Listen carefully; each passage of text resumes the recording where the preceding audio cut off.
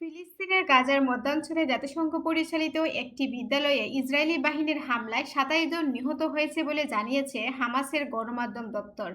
বৃহস্পতিবার ইসরায়েলি বাহিনী জানিয়েছে বিদ্যালয়টি হামাসের প্রাঙ্গণ হিসেবে ব্যবহৃত হয়ে আসছিল।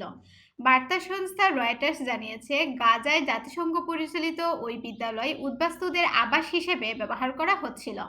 হামাস নিয়ন্ত্রিত গাজার গণমাধ্যম দপ্তর একথা জানিয়েছে। তবে হতাহতের বিষয়ে গাজার স্বাস্থ্য মন্ত্রণালয় তাৎক্ষণিকভাবে কিছু জানায়নি। রয়টার্সের পক্ষ থেকেও এ তথ্য যাচাই করা সম্ভব হয়নি।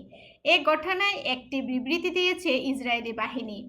এতে বলা হয়েছে নুসেইরাত এলাকায় ফিলিস্তিনি শরণার্থীদের জন্য জাতিসংঘের ত্রাণ ও কর্ম বিষয়ক সংস্থা পরিচালিত বিদ্যালয়ে হামাস চালিয়েছে ইসরায়েলি যুদ্ধবিমানগুলো।